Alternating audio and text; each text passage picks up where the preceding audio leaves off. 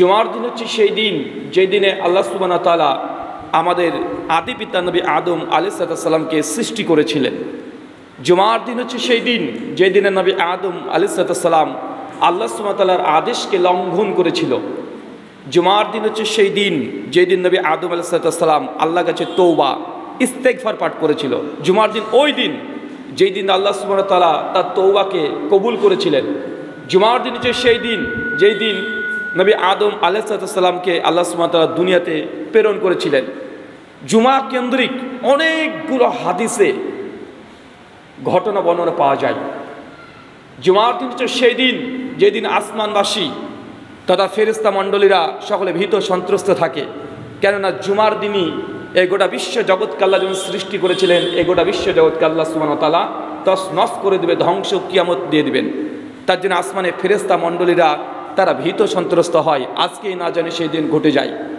জুমার দিন হচ্ছে সেই দিন যেদিন মানুষ যদি দুনিয়াতে মৃত্যুবরণ করে, এই জুমার দিনের বরকতে আল্লাহ সুবহানাহু ওয়া তাআলা তার কবরের আযাব মাফ করে দেন। জুমার দিন হচ্ছে সেই দিন, সহিহুল বুখারী হাদিস নাম্বার 931 এবং 32, আল্লাহ নবী বলছেন, কোনো ব্যক্তি জুমার দিন সকালবেলায় সুন্দর করে গোসল করেছে, তার সামর্থ্যে যে আতর বা সেন্ট জাতীয় যা আছে পড়েছে, গুটি গুটি পায়ে মসজিদে এসেছে, অনর্থক কোনো কথা বলেনি, মাঝখানে মানুষের সঙ্গে অনর্থক বাগবিতণ্ডে লিপ্ত হয় নাই, মসজিদে এসে 2 রাকাত সালাত আদায় করে দোয়া জিকির আজকার তাসবিহ তাহালিল পাঠ করেছে। আর এই ব্যক্তি যদি জুমার দিন আসে, তাহলে এই 1 সপ্তাহ পূর্বের জুমা এবং পরবর্তী যে পরের জুমা যেটা আসছে, টোটাল 2 সপ্তাহ জুমায় আল্লাহ সুবহানাহু ওয়া তাআলা এই 14 দিন, যে 14 দিন হলো যতগুলো গুনাহ করেছেন এই বান্দা, আল্লাহ সুবহানাহু ওয়া তাআলা তার গুনাহের সগীরা ছোট গুনাহকে আল্লাহ ক্ষমা করে দেন। জুমার দিন হচ্ছে সেই দিন, সহিহ বুখারী 931 নম্বর হাদিস, আল্লাহ সুবহানাহু ওয়া তাআলা আসমান থেকে বেশ কিছু ফেরেশতা মণ্ডলীদেরকে দুনিয়াতে প্রেরণ করে দেন, পাঠিয়ে দেন। তাদেরকে দায়িত্ব দেওয়া হয়, জুমার দিন যে ব্যক্তির সবচেয়ে বেশি ক্লাস এবং নিয়াত শুধু সলাতের উদ্দেশ্যে, যে আজ স্পেশাল দিন, আজকে এই দিনে আমি শুধুমাত্র সলাতের জন্য খাস করেছি, আর এই ব্যক্তি যদি জুমার দিন প্রথম যদি মসজিদে উপস্থিত হয়, প্রত্যেকটা আজকে মসজিদের গেটে গেটে ফেরেশতারা বসে আছে। আপনি কি বিশ্বাস করছেন? ফেরেশতারা বসে আছে, অনেকক্ষণ ধরে অপেক্ষা করছে জুমার দিন, আমলনামা নিয়ে দাঁড়িয়ে আছে, তারা প্রত্যেকটা গেটে গেটে দাঁড়িয়ে আছে আর অপেক্ষা করেছে কে সে ব্যক্তি যে আজকে জুমার দিন প্রথম আসবে। আর আল্লাহ তাদেরকে জানিয়ে দিয়েছে, যে ব্যক্তি প্রথমে আসবে ওই ব্যক্তির আমলনামায় একটা লাল উট কুরবানি করে যে নেকি, তার আমলনামায় সেই নেকিটা আজকে লিখে দিয়েছে। ফেরেশতারা আছে, আমরা দেখতে পাচ্ছি না, এটাই ঠিক, কিন্তু তারা যে আছে এটাও ঠিক।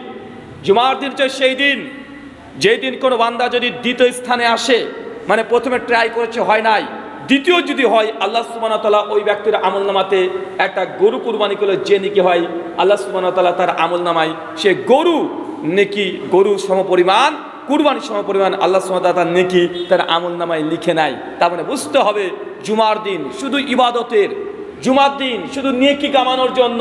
সপ্তাহে 7টা দিন ব্যস্ত আছেন, জুমার দিন আপনাকে ইবাদত কামাতে হবে, ইবাদত বেশি বেশি করতে হবে। ইবাদতের জন্য খাস আপনি চাইলেই সপ্তাহে 1 দিন একটা করে লাল উট কুরবানি করে যে নাকি সে আমল আপনি আপনার আমল নামায় নিয়ে নিতে পারেন। কিন্তু আমরা অলস, আসবো ইমাম সাহেব যখন আজান দেবে দিক, খুতবা হচ্ছে হোক, এখন তো 1 ঘন্টা খুতবা চলবে না, পরে আসি। এখন অনেকে হয়তো গোসল করতে শুরু করে নাই, অনেকে হয়তো এখন দোকানটা বন্ধ করবে, অনেকে হয়তো যে না এখনও তো 1 ঘন্টা বাকি আছে। মানুষের অনীহা, অলসতা, হয়তো জুমার দিন মসজিদে প্রথম করে বান্দা আসলেই তার এত বড় নেকি আল্লাহর পক্ষ থেকে দিয়ে দেওয়া হয়। আল্লাহ সুবহানাহু ওয়া তাআলা আমাদের প্রত্যেককে জুমার দিনে উট কুরবানির সমপরিমাণ নেকি অর্জন করা তৌফিক দান করো, সকলে পড়ি আমিন।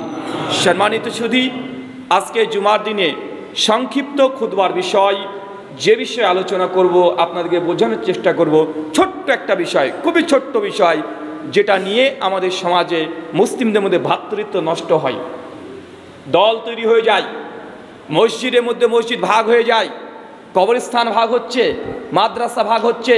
মুসলিম উম্মাহ একটা দেহের মতো যৎসামান্য কিছু কারণে আজকে মুসলিম ভাইরা মুসলিমদের শত্রুতায় পরিণত হয়ে যায়। সেই আলোচ্য বিষয় বিদআত। শুধু বিদআত নয়, আজকে আলোচনা করব বিদআতে হাসানা।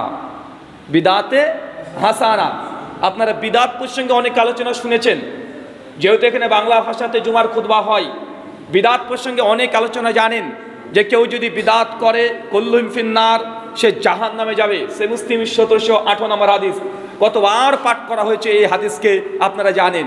কেউ যদি বিদআত করে কিয়ামতের মাঠে আল্লাহর নবী হাজরে আসওয়াতের কাছে আগেই চলে যাবেন, তার উম্মতরা আসবেন, নবী চিনতে পারবেন।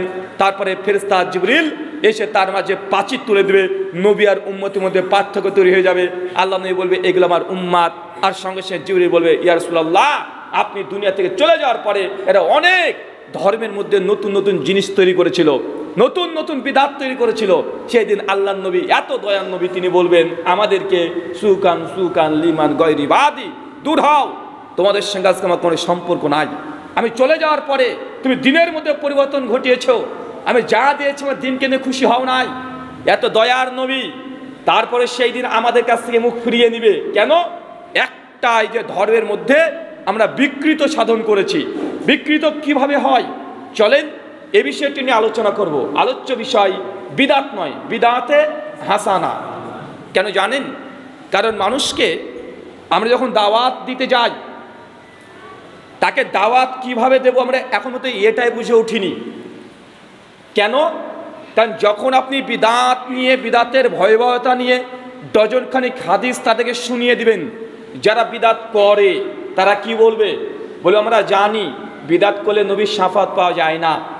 কেউ যদি বিদআত করে হাজরে আসওয়াতে পানি পান করা যায় না।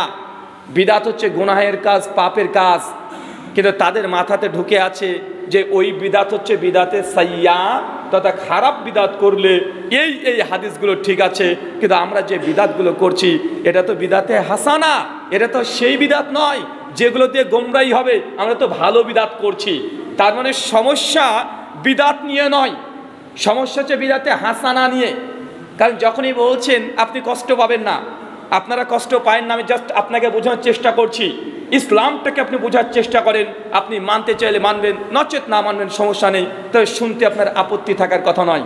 আল্লাহ বলছেন আল্লাযীনা ইয়াসতামিউনাল কওল ফালইয়াত্তাবিউনা আহসানা উলাইকাল্লাযীনা হাদাহুমুল্লাহ উলাইকা হুম উলুল আলবাব। সূরা জুমার আয়াত নম্বর 18।